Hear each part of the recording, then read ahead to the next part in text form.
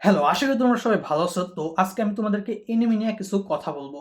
তো এনিমিটা মূলত হয় হইতেছে জাপানের মাঝখানে। তো জাপানের মাঝখানে মাঙ্গা আকারে এনিমিগুলা রিলিজ হয়।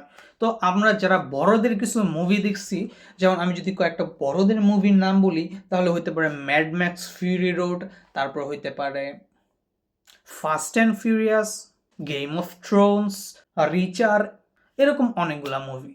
তো ঠিক একইভাবে ইংরেজি মুভিতে যেরকম সকল ধরনের অ্যাডাল্ট থেকে অ্যাডাল্ট জিনিসও থাকে, মারামারির থেকে মারামারি জিনিস মানে অ্যাকশন থেকে অ্যাকশন, ভয়ানক অ্যাকশনও থাকে। মনে করো মায়েরা মেরে রক্ত টক্ত সেরা বেড়া, যে জিনিসগুলা বাচ্চারা দেখা ঠিক না, তাদের মাথায় চাপ পড়বে। তো জাপানের মধ্যে যেই যেই মাঙ্গাগুলো সব থেকে বেশি চলে ওই মাঙ্গাগুলোকে এনিমিতে রূপান্তর করা হয়। তো মাঙ্গার মাঝখানে একটা বইয়ে মনে করো যতগুলো ছবি থাকে, একটা এনিমির একটা এপিসোডের মাঝখানে ওরকম ছবি হয়। কারণ 1 সেকেন্ডের একটা অ্যানিমেশনের জন্য মাল্টিপল ছবি আঁকতে হয় এবং সেই ছবির পিছনে ব্যাকগ্রাউন্ডে সাউন্ড দিতে হয়, অনেক কষ্ট মাঙ্গা থেকে।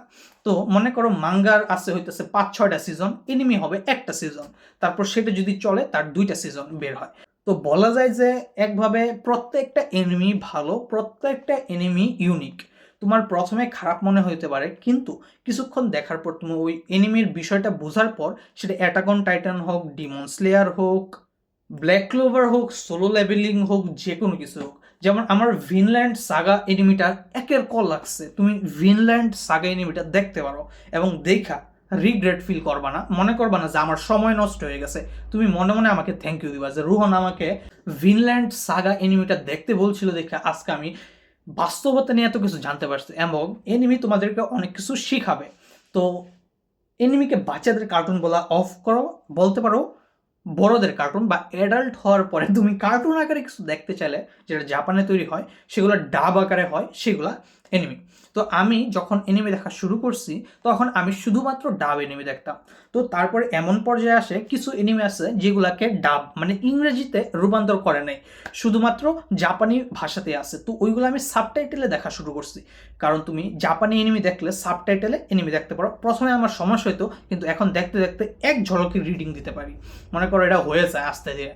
তো এখন এমন হয়েছে অনেক এনিমি আছে যেগুলার পরে আরো অনেকগুলো সিজন আছে আমি দেখতে চাই, কিন্তু সেগুলো এনিমি আকারে নাই, শুধুমাত্র সাবটাইটেলও নাই। তারপর আমি এখন শুরু করছি মাঙ্গা দেখা, ইউটিউব থেকে মাঙ্গা তারা রিডিং দেয় ছবি আকারে, আমি জাস্ট দেখি।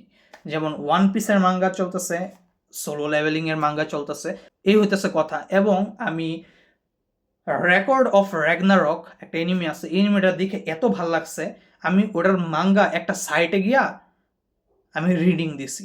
তো এইসব সাইটের নাম বলা যাবে না, আমি একবার বলছিলাম আমি যে সাইটে এনিমি দেখি ওটাকে পাইরেটের সাইট, তো আমাকে ওয়ার্নিং স্ট্রাইক দিয়ে দিছে। আমাকে এই জিনিসটাই বুঝাইছে যে যেই জিনিসটা মানুষ কষ্ট করে তৈরি করে তোমার টাকা দিয়ে দেখা উচিত, তুমি সেই জিনিসটা ফ্রিতে দেখতেছো, আবার ওইসব সাইটের নাম বলতেছো, তোমার এটা বলার অধিকার কে দিছে? আমার দিয়ে দিছে ওয়ার্নিং স্ট্রাইক। তো ওই ওয়ার্নিং স্ট্রাইক খাওয়ার পর থেকে আমি সোজা হয়ে গেছে এবং বুঝতে পারছি ইউটিউবে কিছু বললে চুপচাপ বুঝে শুনে না বলো, উল্টাপাল্টা কিছু বললো না, তোমার ইউটিউব চ্যানেল ব্যানও হয়ে যেতে পারে। যেমন কোনো গ্যাম্বলিং সাইট, ওইসব উল্টাপাল্টা কথা বলা যায় না, তারপর কোনো উল্টাপাল্টা সাইটের কথা বলা যায় না, এবং থাম্বনেলেও অনেক সুন্দর কিছু দিতে হয়, অশ্লীল কিছু ইউজ করা যায় না। তো এত কিছু আমি ইউটিউবিং করে করে শিখছি। তো এরকমই তুমি জীবনে যাই করবা, যে কোনো একটা কিছু করতে গেলে অনেক বাধার সম্মুখীন হবে এবং অনেক কিছু শিখবা। তুমি একটা খেলা যেমন দাবা হতে পারে, ক্রিকেট হতে পারে, মোবাইল লেজেন্ড, ব্যাং ব্যাং হতে পারে, ক্ল্যাশ অফ ক্ল্যান্স, তুমি একটা গেম থেকেও অনেক কিছু শিখতে পারো, যেগুলা তুমি হয়তো পড়াশোনা থেকেও শিখতে পারো নাই। তো এটাই কথা, কোনো কিছুকে ছোট করে দেখবা না। একটা কার্টুন দেখা এনিমি, এটা থেকেও তুমি অনেক কিছু শিখতে পারো। তুমি ভিনল্যান্ড সাগা এনিমিটা দেখলে শিখতে পারবা আসল ওয়ারিয়রের জন্য কোনো অস্ত্র লাগে না, এবং তুমি ব্ল্যাক ক্লোভার এনিমিটা দেখলে বুঝতে পারবা যে তোমার ট্যালেন্ট না থাকলেও তুমি হার্ডওয়ার্কের মাধ্যমে টপে যাইতে পারো।